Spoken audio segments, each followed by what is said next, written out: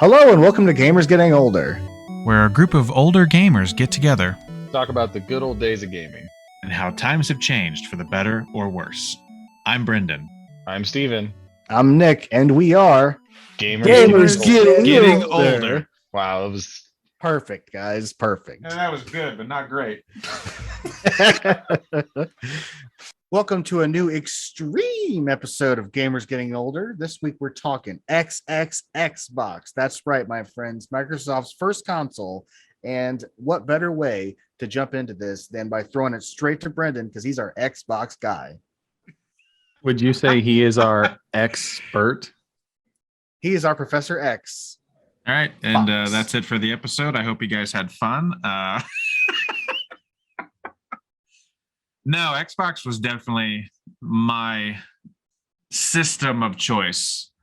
Yeah, there's so many games that I've played on this. I mean, one of my all-time favorites is probably Fable, along with Halo, but they're two completely separate like genres. Like if they were put side by side, I'd probably go with Halo just because I've played more. But like you're looking at RPGs versus, a shooter game, those are my two like go-to games. Yeah, the Xbox was amazing. Well, yeah, I mean, like, think about the release. Like, so when you bought the Xbox, it came with a game, and it was a dual game. I believe it was Jet Grind Radio and Project Gotham Racing, right? It's been so long. Sounds like it could be right. Yeah. Yeah, it's been a long time. Yeah, and it's like right off the bat, two of the best games on Xbox, boom, you get them with the console. Like, that's a great deal in and of itself. And then there was a lot of really just groundbreaking releases.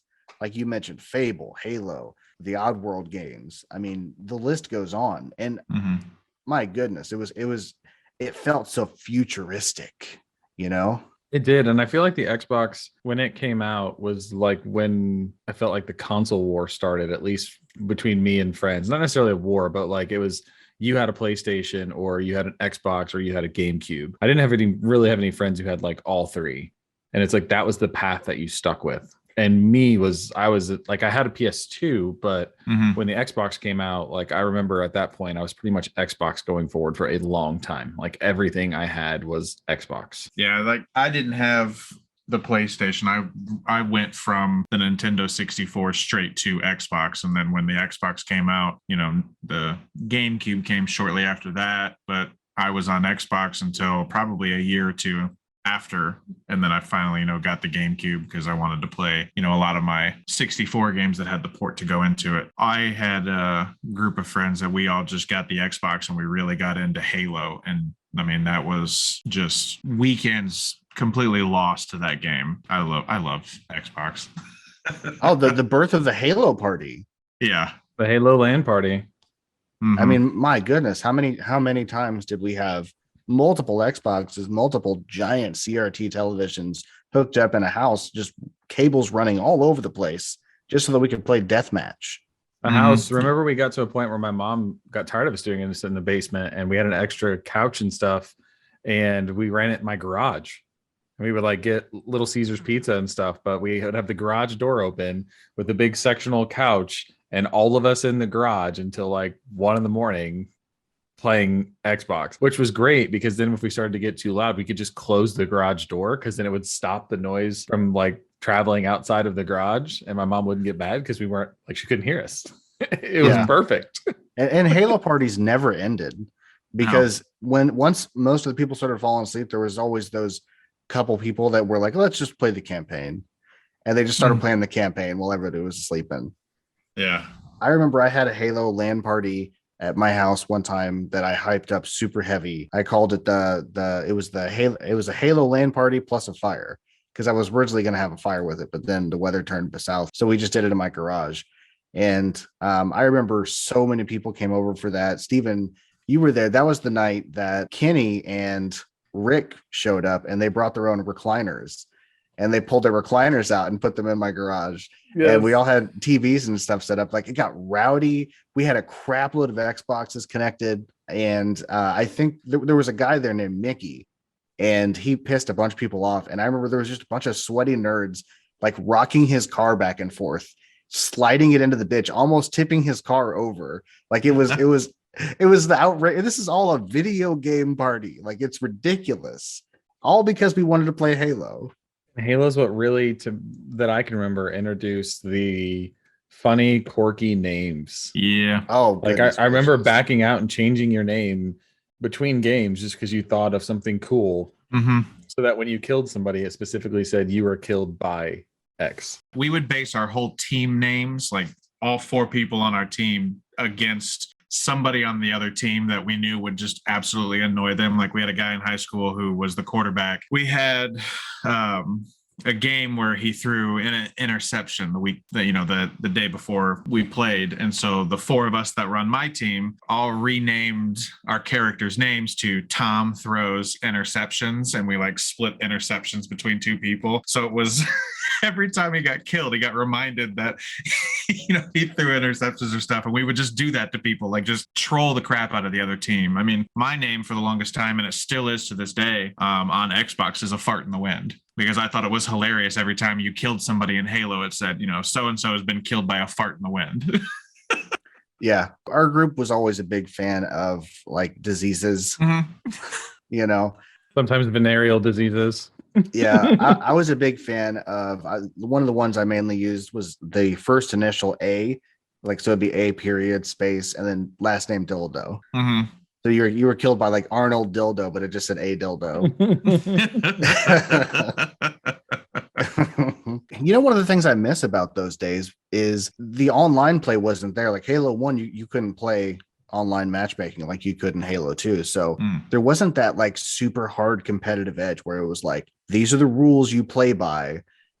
All the rules for the setting needs to be this because this is what they do in tournaments. And if you want to be good, this is how you play. It was like, oh no, let's pick the smallest level and everybody gets a rocket launcher. Yeah. Whatever. Like that's the kind of games where everybody's using pistols or everybody's using sniper rifles or shotguns. Snipers and shotties were huge. Yes. That was a huge game variant we played. Yeah, we used to always do the when 2 came out, it was always sword shotguns on lockout. Lockout, such a good level. I love lockout. And honestly, I have to remind myself that Halo 2 came out on the original Xbox because it feels like it would be a 360 game with as amazing as it is. Mm-hmm.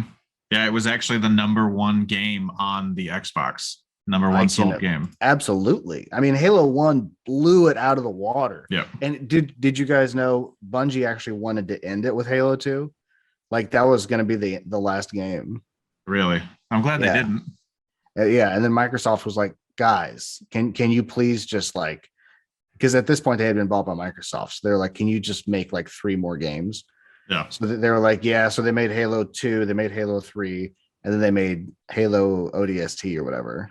Mm-hmm. And then they were like, bye, we're going to make Destiny.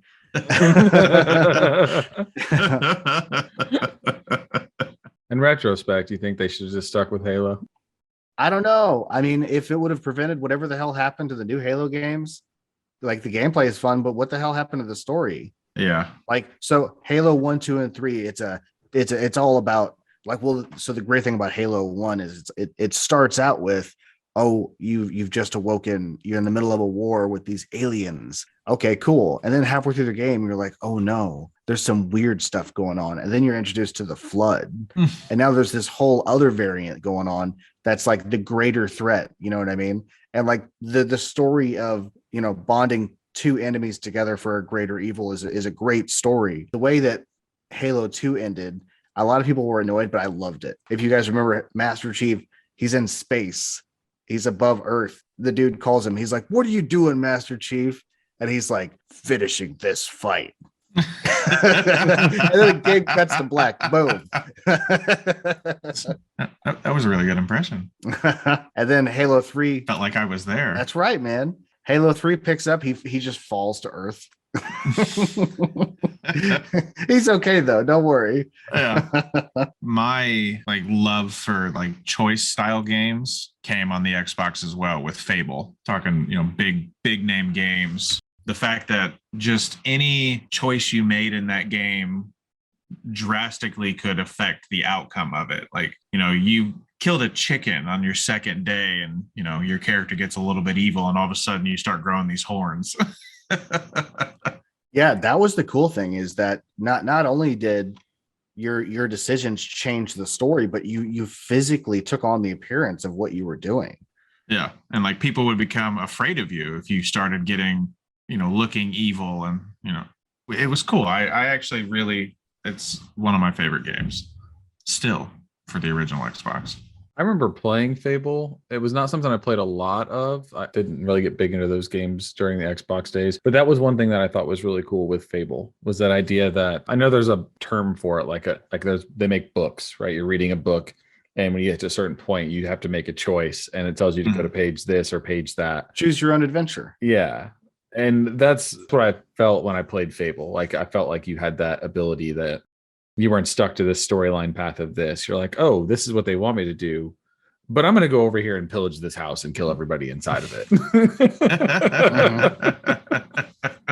Yeah, I mean, the Fable art style was amazing. The combat was amazing. It was super funny. I mean, it was a terrific game. Maybe that's why I am what I am when we play Divinity, is because I enjoy just murdering towns in Fable. So then when I play Divinity, I'm like, I'm gonna kill everybody. It's an indication of something, that's for sure. Did you guys ever play a game on the original Xbox called The Chronicles of Riddick: Escape from Butcher Bay? Yes, it did. Now that was a fun game. I'm a big fan of the Riddick franchise. Yeah. Kill the Riddick, kill the Furion. He can't. He's too bald.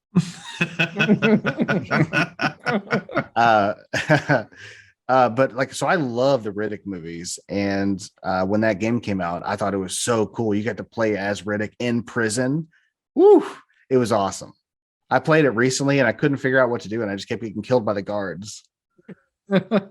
It's crazy how that works out, man. You play old stuff, and you're like, I used to do this so much, and they're like, I have no idea what I'm doing. I think I got big into the racing games on Xbox too, with was it the Burnout series? Oh, Burnout was great. The crash cams. Yeah, Need for Speed as well. And Need for Speed, yeah. Need for Speed was the huge one that came out. That game pissed me off. I broke a controller on that game because the computer cars are cheating and they're just perfect at driving. That's because we weren't advanced in AI yet. So it wasn't really AI. Like, they just ran the same way every race. Yeah. There was no variation. So I was like, you had to be perfect because they always were perfect. Yeah, speaking of racing, Twisted Metal fans rejoice. There's a game called Bloodwake on the Xbox, and it's basically Twisted Metal with boats. Mm-hmm. It's pretty cool. I mean, there's nothing more to say other than it's Twisted Metal with boats, but it's cool. Oddworld Stranger's Wrath was really cool. It was under the EA umbrella, so they were still owned by EA at the time. We talked about this. Did we? I was gonna say we talked about this in the Dreamcast episode, but Brendan, isn't this where you said you played Phantasy Star? Was more on the Xbox than on the Dreamcast? It was Xbox / GameCube, but yeah, I played it on both, definitely. Well, that was the cool thing too, is we entered into that era where all the systems could go online. Yeah.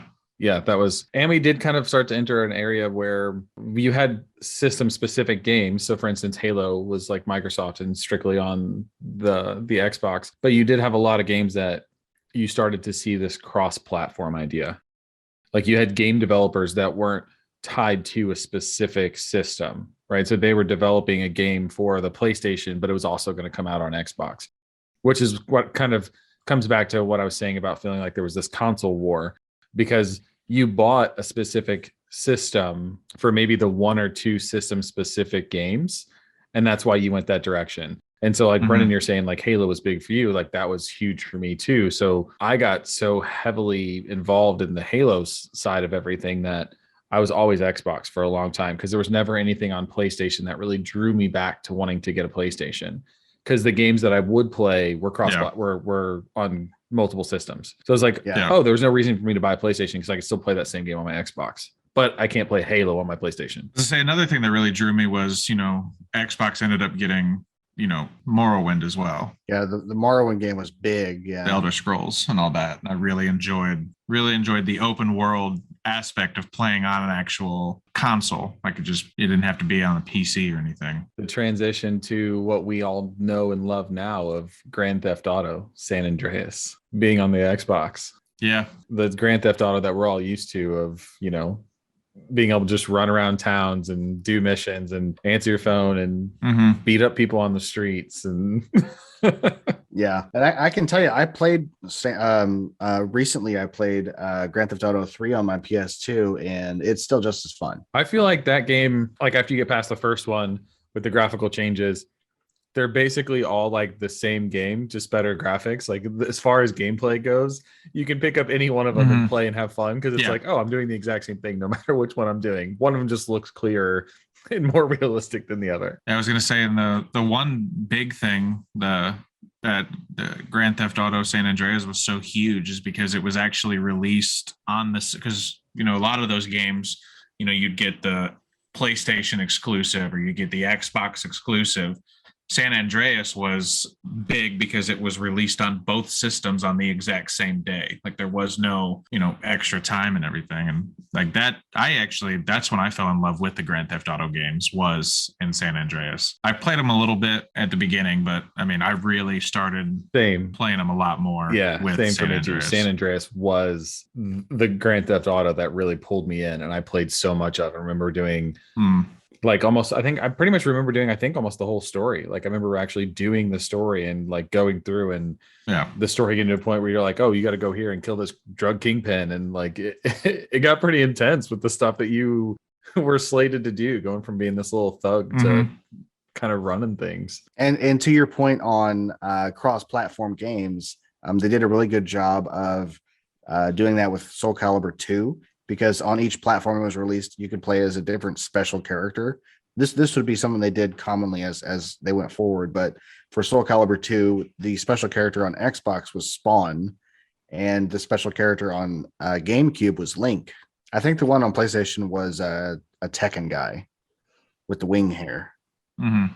Gotcha. Yeah, that is pretty cool too, because that was something that you did start to see was the console specific stuff. The game was released on multiple, but you could only get like a specific thing on each console, which I always thought was pretty cool. You also can't forget about one of the better, if not greatest, RPG games on the original Xbox. It's being remade now 20 years later, Star Wars Knights of the Old Republic. I was just about to say something like about that, because I had that's sitting right next to me. I wanted to make sure I didn't forget to talk about that. I actually put that in recently, and I couldn't believe how good it was. It's like Dungeons and Dragons in Star Wars. Yeah, it was definitely a powerhouse for the Xbox compared to back then. PlayStation was just running the RPG scene with all the different, as you guys have talked many times with Final Fantasy and all those games. But yeah, they come out with this, and I mean, it stands on its own. With BioWare. We're gonna get you to play Final Fantasy, buddy. I will. I'm gonna come over to your house one night, crack a window, sneak in, take your Switch, download them, and put it on your bed, and like leave some weird ransom note. But if this happens, forget that we had this conversation. You're gonna wake up with the Switch duct taped to one hand. Yeah, and not be able to do anything. Like you have to make it through disc 1 before you can take this duct tape off. Yeah. No, I just like the Knights of the Old Republic, how you could either the same type of thing, you had a morality system where depending on what you did, you would either, become a great Jedi or cross over and, to the dark side. Oh yeah. My character I fully intend to go to the dark side. 100%. I mean, who doesn't? I mean, it's fun to be the good guy, but when you're in a video game, who wants to be good? Yeah, I try to be as opposite as I am in real life as possible, and it gets tough sometimes because I feel bad. Like I try to play those Telltale games, and I try to play like bad, and I'm like, I don't know, would Clementine do that? Like I don't. I start to feel like legitimately bad about the decisions, or like I don't do it sometimes. Like I consciously can't be bad, and even though it's a video game, I can't kill this person for no reason.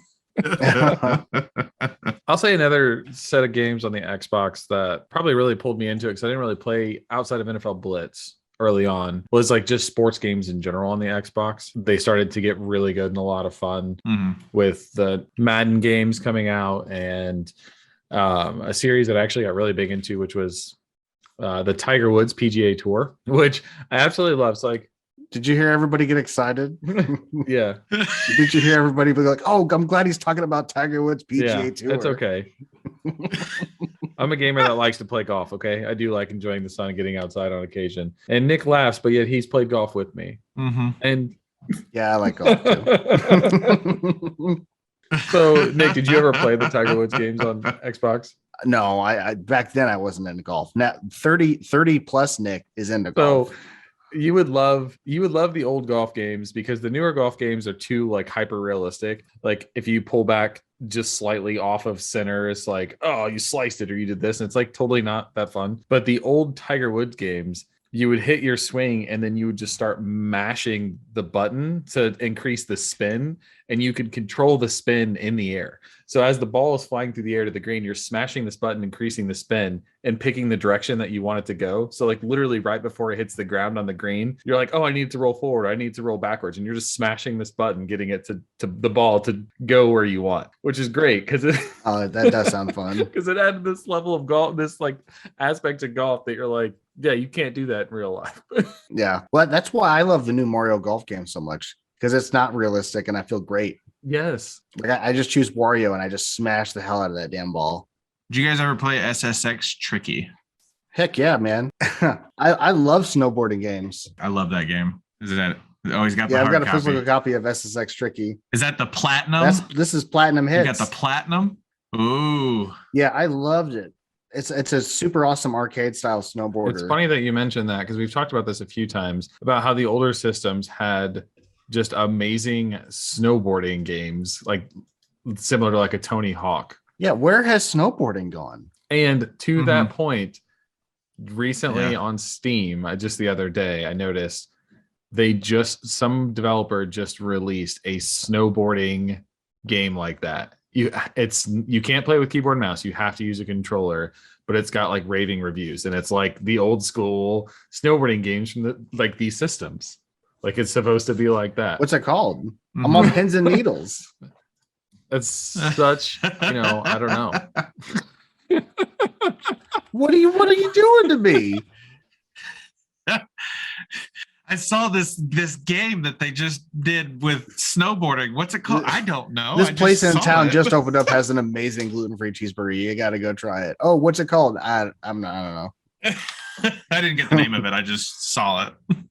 Unfortunately, I don't know because I saw it the other day, but I was hoping that it would still be on the Steam front page, but it is not. Ooh, I found it. Shredders. Okay, it's called Shredders. It released on March 16th, 2022. Awesome. Ironic, man. Cut that butter. And it's super cool because like you're doing the snowboarding and it's as if you're snowboarding and the camera view as if it's the guy behind you, like with a GoPro kind of thing is kind of what it looks like. That sounds awesome. So yeah, I was watching gameplay and it reminds me of these old like SS Tricky and the snowboarding games that we've brought up. Yeah, I know one game type that I'm gonna get crap for not playing, but I'm sure you guys probably have, is the Half-Life games. The only Half-Life game I've actually played is Half-Life Alyx in VR. I've actually never played the Half-Life games either. Really? Yeah. All right. Well, then I'm not alone in this. Yeah, I've played Portal 1 and 2 because I did get the orange box or whatever it was, but I never played Half-Life. I've played Gary's mod a little bit. I've actually started a game of Half-Life 1 because I loved Half-Life Alyx so much. It is the best VR game I've ever played. I liked it so much I wanted to go back and see where it all started. I found Half-Life 1 on Steam for like $1 or whatever, and it's pretty sweet. I can see why it was so popular. Yeah, I was just looking it up, and people say it was the pivotal game in the first-person shooter genre that sparked ideas for games like Destiny. Oh yeah, Half-Life was revolutionary for sure. So I was never big into this, but I remember playing the game a lot. I had a lot of friends that loved it. Did you guys ever play any of the WWE games? Like I was not a dude. I used to play wrestling games all the time. Yeah, I never was big into wrestling, like real life watching it or anything, but I remember playing the crap out of the WWE games, like the Royal Rumbles. I was gonna say, there's definitely something different Yeah, there's definitely something different because I wasn't huge into wrestling either, but actually going through and playing the wrestling games was a I lot mean, of you fun. get to make your own wrestler as ridiculous as you wanted. I mean, that was the Yeah. fun part. Just everybody just makes this overpowered wrestler and then just try to beat the crap out I of would each always other. make large, obese people with green skin. I don't know why. And I would always just wrestle with them. And I'd have like tag team matches where they were just like two Shreks hanging out. Speaking of wrestling, by the way, Stone Cold Steve Austin is wrestling in WrestleMania 38 coming up. Give me a hell yeah. One more can of whoop will be opened up whatever night that takes place. As Steven would say, hashtag not an ad. As I'm staring at the WWE Raw 2 cover and it's Stone Cold Steve Austin, just Dude, Stone Cold Steve Austin is the best, man. That's the classic awesome era of wrestling was the Stone Cold Mankind, The Rock, a Triple H, Degeneration X, Suck It. I mean, come on. NWO, Red and Black Wolfpack Attack. the list goes on. And I don't know who's on that list, but it does go on. I can break it down. So no, I won't. I'll save it. I'll save it for our wrestling edition. Yeah, I remember playing those games just for the different modes too, because I remember playing like Royal Rumble was that idea that if you got thrown out of the ring, you just played as the next person coming in. So like you didn't ever really know who your wrestler was going to be. But then ultimately you were trying to time it as like if your wrestler was getting fatigued and you did have a count of how many wrestlers were left like in the queue. So you were like, okay, it's getting close to that time where I need to get my wrestler thrown out so I can get one of the last guys in so that he's like fresh and I have a chance at winning this against everybody else that you're playing. Like you didn't want to be the guy who'd been in the ring the longest, who's now fatigued with the guy who's the last one coming in, who has control of them and he's going to beat you. Mm-hmm. Right. Or like the cage matches where you were trying to like climb out of the cage and go up and shake the cage and do drops from the cage onto his back and such an aggressive game, but like yeah, man, wrestling used to be amazing. so fun. Yeah, it was so fun. Yeah. Well, I guess since we've talked about Halo, did you guys watch the new Halo TV show that just debuted? Before we dive into that, I did. Before we dive into the new Halo TV show, Ooh. What about Red versus Blue? Oh man, did you guys watch Red versus yes. Blue? Of course. They can't see me. I can't see them. I need you to go to the store and get some headlight fluid. Like that's how good Halo was. Like just Blood Gulch and a red team and a blue team, and they were able to make it a fun web show that was hilarious. And mind you, these guys made this basically just being in an open world game, like in the Xbox, and then they just dubbed over it. Like it's just them playing the game and moving their characters, dubbing over it. It's not like they filmed something or anything like that, but it's amazing. Who was your guys' favorite characters or character? Mine's Caboose. Yeah, I was gonna say Caboose. Hands down, Caboose has always been my favorite. He's just the bumbling idiot, and I did love him too, because then he got to that point where like you just weren't sure if he was just gonna kill everybody. Yeah. when he got taken over, and he's like, yes, we need to kill them, starting with you. That I would say a close second is definitely Donut. I was a big fan of Sarge. Sarge, yeah. Tex was another one that I was a big fan of. Or even I mean, even really, Sheila. they're all great. The tank. Mm-hmm. Yeah. Because when she goes crazy, it just starts shooting. Did you guys ever see those? There was a guy on YouTube that would make videos. They were called like the Chief and Arbiter, and it was like the action figures, and it was like a little sitcom he would put on. Mm-mm. Oh, okay, never mind. I'll withdraw that back into my weird YouTube videos. I used to watch a lot of like machinima content, and because machinima like umbrellaed a lot of creators like under their label basically. Yeah. And like this dude made a lot of like Halo videos like that. I liked Lopez too. Just a helmet for the longest time. But now that we've briefly touched on that, we can jump to the new series. But I didn't want us to leave out Red versus Blue, because I remember going to like GameStop and stuff because they carry the DVDs and getting the seasons of Red versus Blue when they came out and being like, Nick, we've got to watch these. Right. I've got the new season of Red versus Blue. Yeah, that was always a lot of fun because like it was tough to get your hands on stuff like that when you were younger because you didn't have the resources you do now. So it was a big deal. So like if we got something like that, we would all watch it as a group together. Yeah, absolutely. Mhm. Yeah. So for the TV show, there's one thing I want to touch on real quick. So a lot of people are upset that the people that are making the show haven't played Halo, but that is to imply that they know nothing of Halo, which is not true. They've gone through like rigorous Halo boot camps with Bungie and 343. They've read over the lore. They know the story. They know Halo. I mean, if you watch the show, it looks like it's like if they didn't know Halo, then the elites wouldn't look like elites and the guns wouldn't look like they do. I mean, as simple as that. This is taking place in what is being referred to as the silver timeline.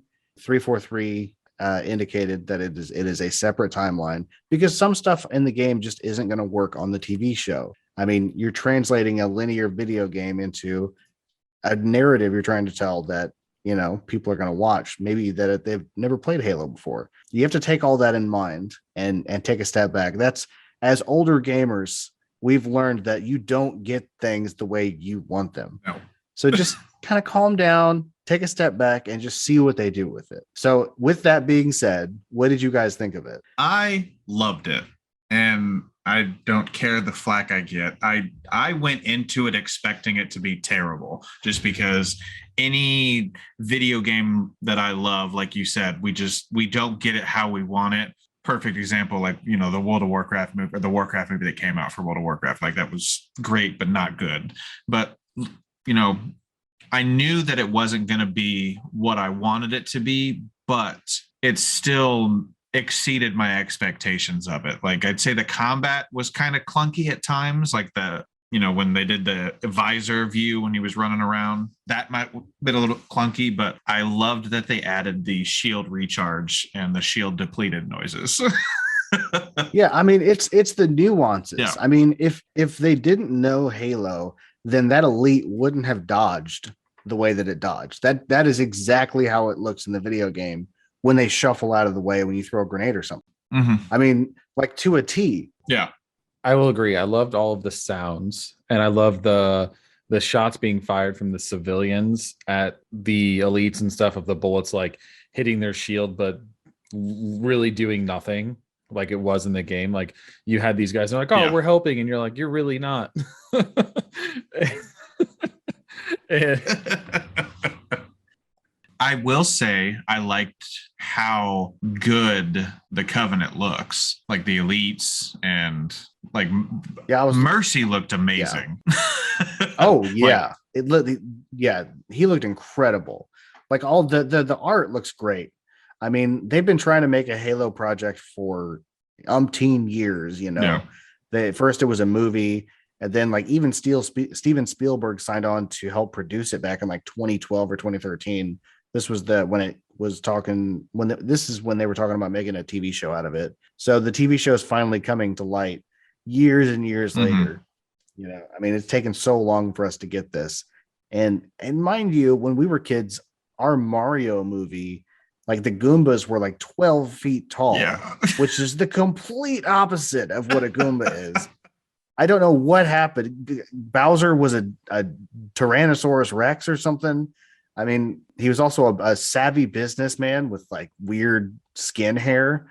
So, I mean, come on. At least Master Chief looks like Master Chief. Okay. Yeah. I actually really liked his armor. at least the bombs were accurate. Mario movie, just tiny little bombs that made a big boom. You know what? I'll be honest. Can I just be honest? I watched that as a comfort movie because it takes me back to sitting in my grandparents' basement in their rocking chair. The TV's on and we're watching Super Mario Brothers. And it's ridiculous, but it puts me in a comfortable, warm spot. Mm-hmm. John Luigi Leguizamo To run into what you said, I thought his armor was great. I do agree with like the clunkiness of a couple spots of like it going in and out. And I don't know if that's just because they were trying to highlight the fact that Yeah. hey, we did this, so maybe they don't have to like do it all the time. Like that the capabilities are there, and that's what it looks like. Yeah. Through the Master Chief's helmet. The same thing with the Covenant. Like they get a couple of the close-up views where their mouth opens like in multiple directions. Yep. And even the guns that they're carrying as they're shooting them, you're like, yeah, that's the plasma rifle, or that's the the plasma pistol. Yeah. Plasma pistol. Yeah. The energy sword looked amazing. Mm-hmm. What's great is they were able to differentiate it from a lightsaber. Yes. Like I did not get lightsaber vibes at No. all. I mean, it literally looked like the energy sword off the games. Like it had the moving like energy on it. Like, it looked, I loved it.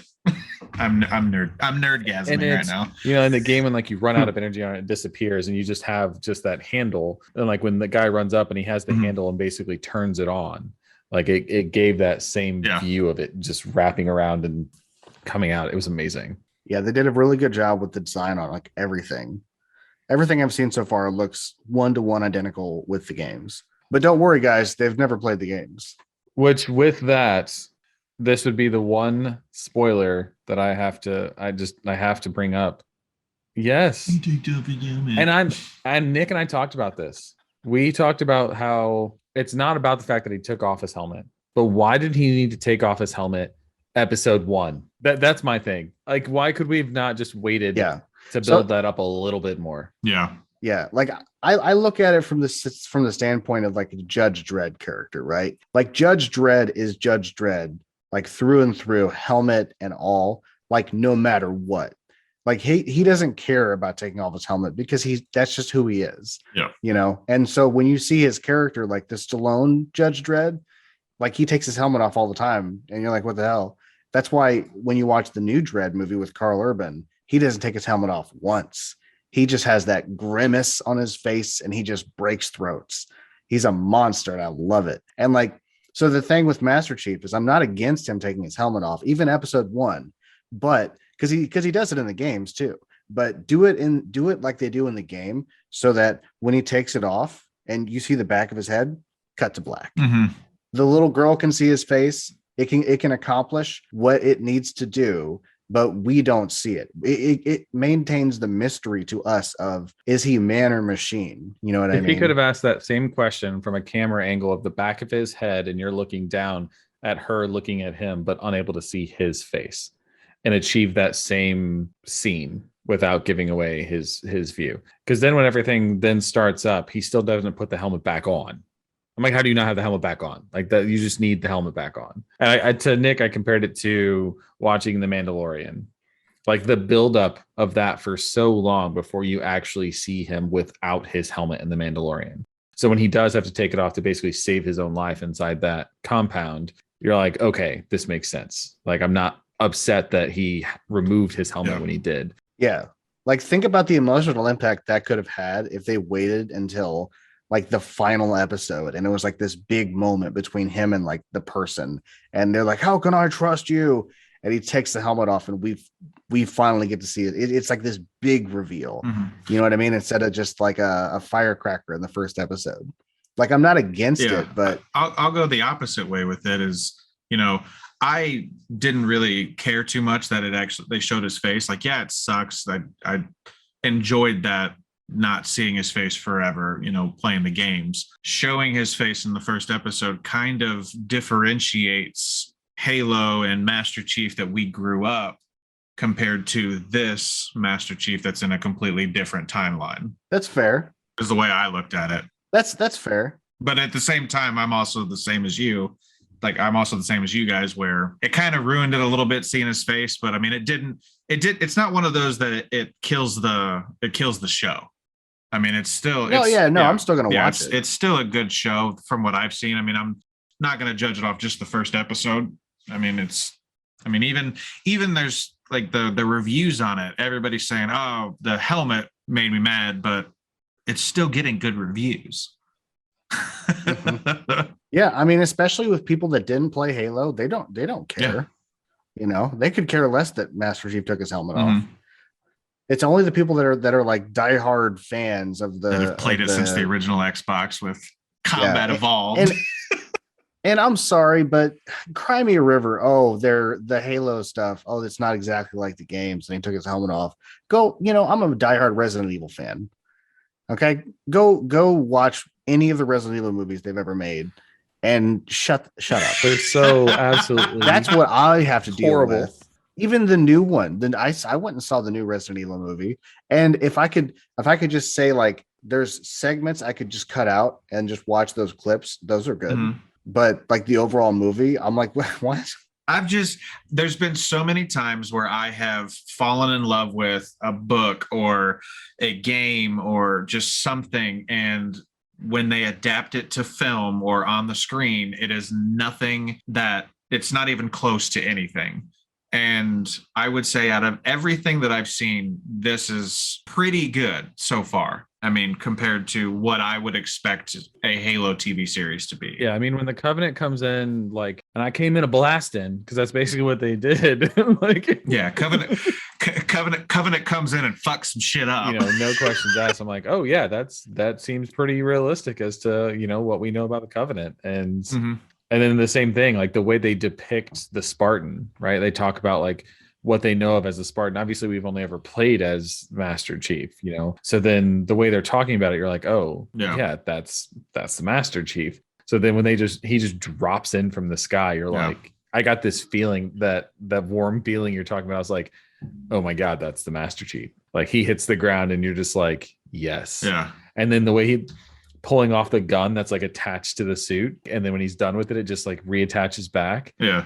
Or the one running with the sniper rifle. Like, I'm not gonna oh my lie. God, when she zoomed in, took that pop shot, I was like, yeah, I'm not gonna lie. When I was sitting here talking about it, I was because my brother wasn't gonna watch it, and I called him and was talking to him about it, and I was emotional talking about it because it's like I've lived Halo for so long, and to see it come to life, and it's just I don't know. I'm in love with it, and I'm excited to see where it's going. It's definitely it's definitely fun. As long as there's no love story between Master Chief and Cortana, I'm okay. Well, and that was the other thing too. So like as Brennan mentioned, the thinking about it from a different timeline. At this point in time, like the Master Chief doesn't have Cortana, which I see as a positive. Like it's just, so it's like we have to remember we're thinking about it like even before like the Master Chief of what we. Yeah, this is before the fall of Reach. So there's other Spartans, and the UNSC hasn't taken. I mean, this is still like Civil War time, because as they see the Spartans as evil, right, like the humans do. Yeah, that this is some. They're like, oh, have you ever fought a Spartan? One Spartan's equivalent to 100 Marines. Yeah, I did like when the elites were like, oh, it's the demon pointing at Master Chief. That I thought was amazing too, because I mean that makes sense. Like that's what you would think too. Like you're invading these places and you've killed hundreds and hundreds of humans, and all of a sudden this thing drops in and you can't kill it, and it just starts mowing down your people. You would think the same thing. You're like, oh my God, where'd this demon come from? Now we got a sneak peek of it. That Banshee looked pretty sweet flying away. I was excited about that. I did see a comment. Somebody was saying, "No, that Banshee's flying too fast. They don't go that fast because in the games they're so slow." They added the speed boost. Yeah, they were holding B. And I will say that's right. That the ship that Master Chief is in looks identical to the one that you drop in off of like every level. Like I was pretty impressed with it. It comes in, the nose is that downward nose look with the way the wings, it was like it looked amazing. Yeah, it was amazing. The Pelican. Yeah, the Pelican. So overall, I would say that I was impressed with the first episode, and I'm looking forward to what it is they make out of the Halo series. It's already been renewed for season 2. For episode 1. Me personally, I'd give it a 7 out of 10 for me. Yeah, my whole thing is I just need to see where they're going with this. Because I'm gonna judge it by its merits, and see where it goes. I'm pretty accepting. I'm pretty open to certain things, so should be relatively easy to win me over. I watched a lot of weird shows over the course of my life. You ever want some A, B, C, D, or even F level horror films? Nick has got you covered. Oh, check out the Fear trilogy. There's so many horror films that are just so super low budget, and Nick was like, "We have to watch this," and we end up watching them. And sometimes they're pretty good, and sometimes I'm like, "What did you just make me watch?" Feast. Oh no, not Fear, Feast. It's called Feast. I remember I brought Feast over for you and your wife, and I was like, "There's no way they're gonna like this." And I was like, so I only brought the first one, and we finished it. And you're like, "Do you have the other ones?" And we watched all and three. I went home and got the other ones. Yeah, and brought them back. They're ridiculous. Check them out though. Feast, super good. I used to be really into collecting B horror movies, so I have a crap load of old like horror DVDs. Of just things that you can't even imagine. Like I remember one that you told me about, and I eventually watched, which was Rubber. Oh, Rubber is ridiculous. That's the one about the psychic evil tire. Like it's just a tire and it just rolls around and blows your head up. Just a tire. That's it. That's the whole thing. And like the whole during the movie, it cuts to this like group of like random people sitting in lawn chairs, like watching the tire with binoculars. Like, well, why'd you do that? Yeah. All right, so I'm gonna ask it again. When do you guys think the Xbox was discontinued? Launch date was 2001. 2002. November right? 15th, 2001 was the release date in North America. I would say 2000. I'm gonna say 2009. Say 2008. We have a winner. Nick. 2001 to 2009. March 2nd, 2009 Hey, is when it was discontinued in North America. Well, that's about when they had to divert all their factories to fixing the Red Ring of Death on the 360. Yeah. 24 million units were sold.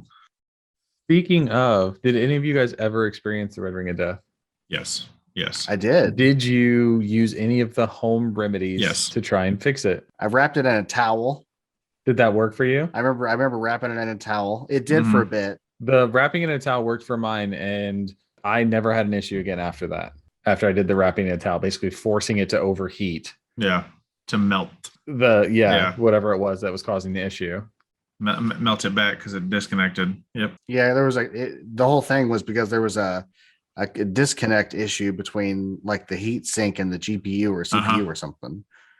Like the thermal paste was messed up. Like it was the stupidest problem. Yes, I remember that issue, and I remember like being pissed that it happened and having no idea how to fix it, and then coming across that option of like wrapping it in a towel for like an hour or 30 minutes or whatever it may be, and being worried that I was going to burn my house down because like I remember touching the towel and I'm like, oh my god, these things are going to catch fire, but it worked. Do you guys remember the monstrosity original Xbox controller was? Like the massive size. Yes. The Duke. Just the Heck yeah. Huge. I got one sitting over there. I use the Duke when I play my Xbox just because I love the giant controller. I had to order one off of eBay because I couldn't find any around here. No, I remember when they came out with what was it, the S, the second one? Yeah, the series, the S Xbox. Yeah. It was felt like the S so weird series. because that first one was so big and bulky, and you got so used to it. And then you swapped to the other one, and it was like, where's the rest of the controller? Like, I don't like this. Yeah, I mean that was the pinnacle controller though, because like that was like the refined perfect Xbox controller. And then all they've done is refine it since. I remember having the green one, the green Duke, the Hyperkin, the one that was like the see-through green. Yeah, because it was the same size as the black one, but I remember having that monstrosity of a controller. I'm surprised Nick didn't have a blue and red one. I had a weird controller on the Xbox. The original Xbox, I had a controller that was like, it was like two pistols. Yes. And it had like a display on the top. I remember that. I don't remember like what it was Yeah. for, what game it was, but Well, I used it to play Halo. And I was always that weird one showing up to Halo parties with this weird controller. It was like two pistols, and like the triggers were like little gun triggers. And it was just a very strange controller. But oh boy, was I good with it. was that like a specific like Halo edition? Do you remember? So I'm Googling them right now. No, it wasn't a Halo awkward specific. looking controllers for Xbox. Yeah, it wasn't a Halo specific controller. It was just a weird controller on the Xbox. It's called the Gamester FPS Master Controller. Yeah, the shoulder button, it had extra shoulder buttons on the grip, Oh and God. it was very weird, but I loved it. I used to play so much Halo with it. It's like the first edition of the Xbox Elite controller with the extra programmable buttons and Yeah, it had three different programmable options That, you could use. that looks like something that you would play Star Wars pod racing. Yeah. I actually forgot about that controller until you mentioned it, but as Oh, soon as you yeah, said it, I remember you're right. You used the hell out of that controller. I was always that weirdo showing up to Rick's attic with this controller. What would have made that even better is if it was a wireless controller and what looked like the magazines on the bottom were the battery packs. That would have been great. For those of you that are wondering, it's Gamester FPS Master if you want to look it up. Yeah, it's pretty rad. They did make wireless controllers for the Xbox, but you had to plug in the attachment to the controller port, and then it had slots for memory cards. That's one system that I don't have anymore as my original Xbox. I don't either. I have a normal original one, and then I have one that's modded that has a crap load of games on it. Legally. It's all I remember they legal. had the TV remote controller that you could have, but you had to have the plug-in, and that's the only way that you could do the DVD movie playback on it. And it was I remember that. And it was sold separately. I do remember that as well. I do remember that was why some of my friends ended up getting the PlayStation 2 was because you didn't require that. It would just play DVDs without the remote.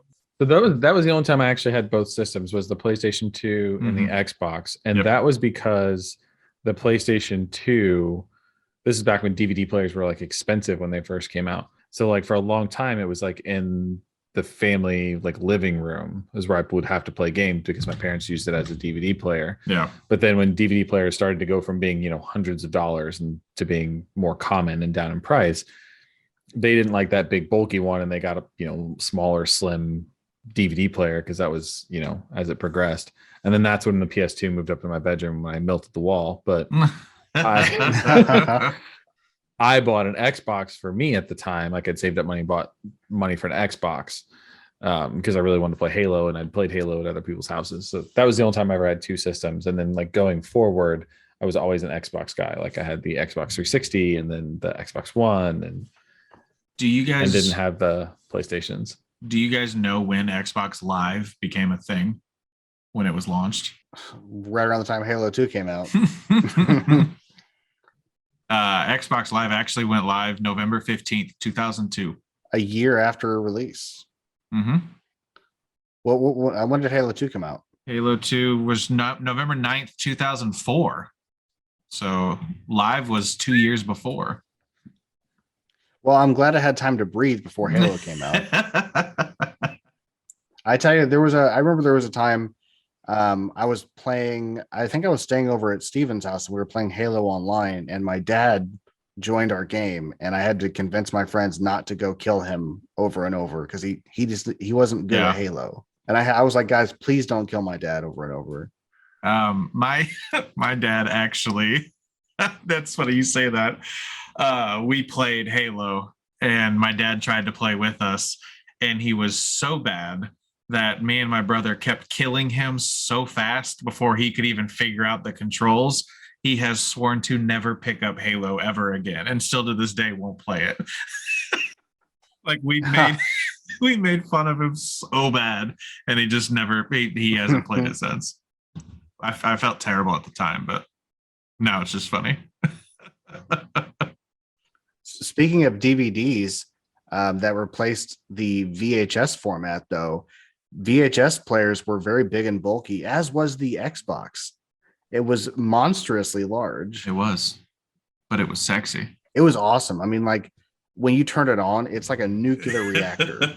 It's like like the X shows up and like cracks, and boom, it plays the music and the little chime.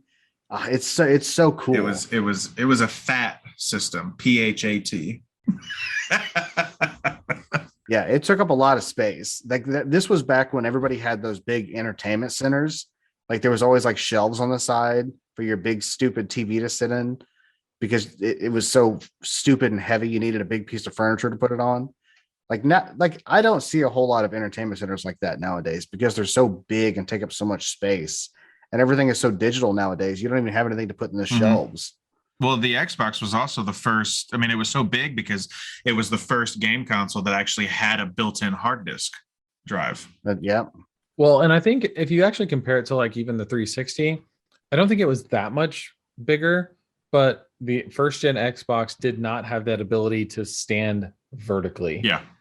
Because the Xbox 360 was still a big system. You had Mhm. the option to lay it either way, but the fact that you could stand it up vertically, it then took up so much less space on like an entertainment style system. Yep. And then the other aspect of it, like you guys are talking about the wireless controller, the Xbox 360, when it came out, everything was wireless. Whereas the original Xbox, you had the 4 ports to plug in 4 separate controllers on the original Xbox, which just added to that girth and the reason why I had to kind of sit how it did. Yeah, it had girth.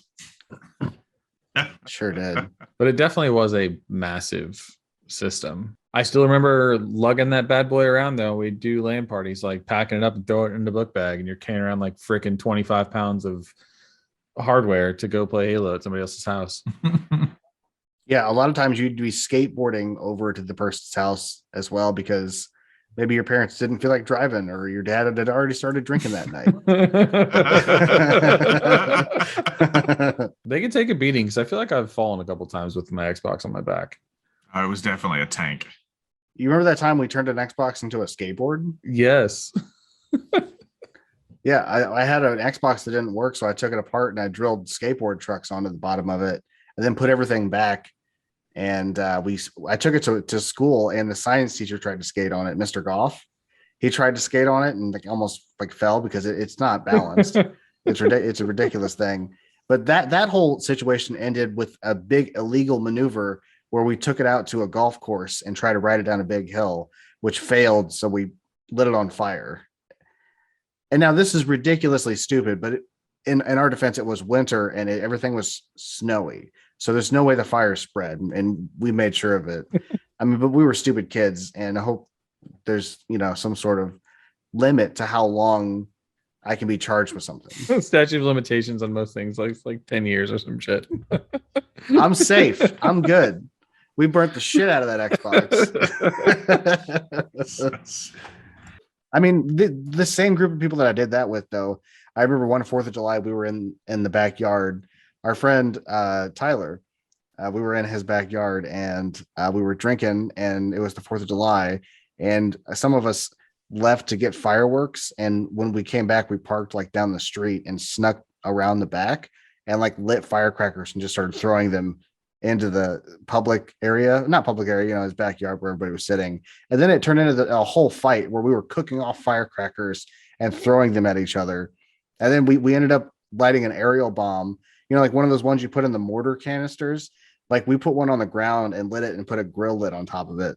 And then we got back and just green fire erupted. And that freaking thing went flying, man. We used to have a good time. You can't do that anymore. I wouldn't do that anymore. That's dangerous. Don't do this at home, kids. You used to chase one another with Roman candles. Yeah. We were reckless. So you're talking about how the loading screen was so loud. The Xbox was actually the first gaming product to feature Dolby Interactive digital encoding on the console. So it had 5.1 surround sound on it as well. Yeah, it sounds intense even booting it up on my 27-inch CRT. Did you guys know that when they originally went to demo so when they first came out with the Xbox, like before they had to demo it to the developers to get them to make games for the Xbox because nobody knew about the Xbox. So they had to go out and say, hey, this is the Xbox. This is what you can do. So they would have like demos to display the potential power that they could get out of the Xbox. And all of these demo Xboxes were made out of solid steel. Like they were all giant steel Xboxes. And like the first demo they went to do, like it was a big stage, like all of them were broken. Like they got broke during shipping. So they had to take apart all these different Xboxes and hobble one together to get it to work. because it wouldn't turn on. Jesus. That's insane. You would think you'd spend the extra money on packaging, right? Like No, such they made such them a out of big steel. presentation. Yeah, because their whole thing was their whole like business plan was essentially like, hey, game developers, look at how powerful our system is. Look at how easy it is to develop games for this system. Please come make games for our system. Honestly, Halo is a big part of it. That, you know, Halo really pushed Xbox to that next level and made it a competitor, because the Halo 2 community, Halo definitely carried Yeah. Xbox. I mean, there's a lot of really great games, but Halo, Well, I was going to say, even past the games, I think the next part of Xbox that really helped carry them was Xbox Live, in my opinion, has always been the better online platform compared to any of the others. Yeah. Like Xbox Live, party chat, like all of it has always been smoother, easier to use, and reliable. And the stuff that came with it, I've always felt like I got more bang for my buck out of Xbox Live than I did PlayStation Plus. Mm-hmm. yeah, that and when Family Video got all their copies of Halo 2, my dad was friends with the guys that worked there, and we got every piece of paper inside of each copy of Halo that gave you a free month of Xbox Live.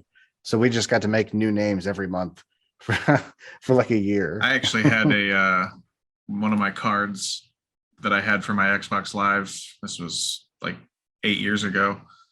I had to get a new card because it got hacked, and so I'd forgotten about my Xbox Live. And so when the payment came, it didn't come out.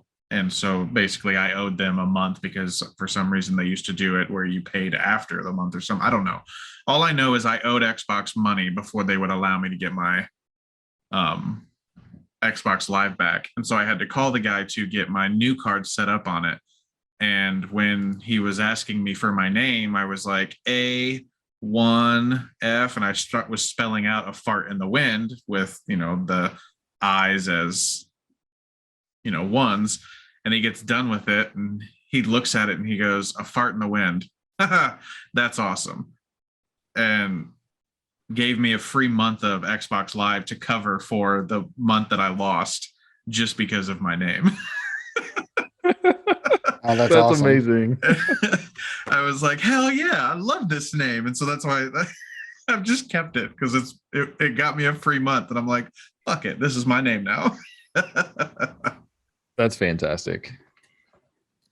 So like even So So guy, even if you're to out there that, listening, thank you. Huh. One of the games that I bought when I was at the retro store came with, it had the booklet inside, but it also had this piece of cardboard inside of it. It's a 2-month free trial of Xbox Live, and it's valid through 10/1/2003 to 3/31/2004. Ooh. It says, get in the ultimate high-speed gaming arena, intense, challenging, and free with this 2-month trial. You should call him and see if you can get it.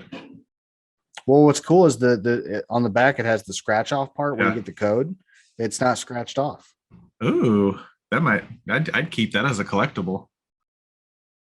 I would definitely keep that as a collectible. That's pretty awesome. Say fast forward to today, you know, we're talking about Xbox Live, and now most of us are, you know, mainly PC gamers. I still have a handful of friends that play on Xbox, and I think that's another reason why I just still love Xbox Live, is because now I have Xbox Game Chat on my PC, and we're now living in a world where games are truly cross-platform, where you can play with somebody on PC who's playing on Xbox. I'll come back to it, and Brandon's going to talk crap, but Rocket League is still Rocket League! and the one buddy that I play with all the time still plays on an Xbox. And Rocket League is cross-platform, but not cross-platform audio. So like you can't party chat inside the game. But because I play on PC and I have the built-in Xbox Live, and I don't have to pay for Xbox Live, but I can still use their chat system for free. Like that doesn't cost anything. So I'm still technically logged into Xbox, and I can chat with him while we're playing those games, which is just I don't know. To me, I think it's awesome. Like it's a great thing to have implemented, and they've done really well to utilize it. And then you have the Xbox Game Pass, right? So even though I don't ever play my Xbox, it's worth it for me to have the Game Pass because now I can get all those games or a large majority of those games on my PC. Like they've done really well to take the tools that they have and really boost their brand. And I mean, ultimately, like I said, I think so why I became like such an Xbox fanboy was just because of things like that. All thanks to Halo. Woo! Yeah, I mean, Halo did start it all. Thanks, Master Yay. Chief. So I would go with this week's good, not great. Is the episode was good, but not great because we didn't get through the whole thing without Steven mentioning Rocket League. So if we're gonna go there, I believe when it came out, I think it was on the original Xbox. What, Rocket League? Yeah, but it wasn't called Rocket League. But I'm not sure if it came out on the original Xbox or not. Let's see. Oh, I'm sad. The original platform was actually PlayStation 3. Battle Cars. That's unfortunate. Supersonic aerobatic Yeah. rocket powered battle cars. Wow, that's a mouthful. Jesus. SAR PBC. Yep. They used to abbreviate. It was officially abbreviated to SARP battle cars. You read that by the time I got done reading Supersonic Aerobatic. You just blurted that out. Supersonic Aerobatic, arrow. Well, because if you're playing Rocket League and you put in the Konami code on the start screen, it will revert and play the original intro from the Supersonic Aerobatic rocket powered battle cars. Like the menu changes and everything. Like it's pretty awesome. Supersonic Aerobatic rocket powered battle car. And on that note, It was great. It was great. well, thanks for tuning into this week's episode about the Xbox. We know we skipped some games. There's definitely a lot more that we want to talk about, but we're going to try to delve into that at another time. Again, don't forget to follow us on social media at Gamers Getting Old on Twitter and Gamers Getting Older on Instagram. Yeah, and don't forget to make sure your pants are zipped. I can't tell you how many times I've walked into Walgreens and realized my pants were unzipped. So next time you're not sure, check that fly, guy.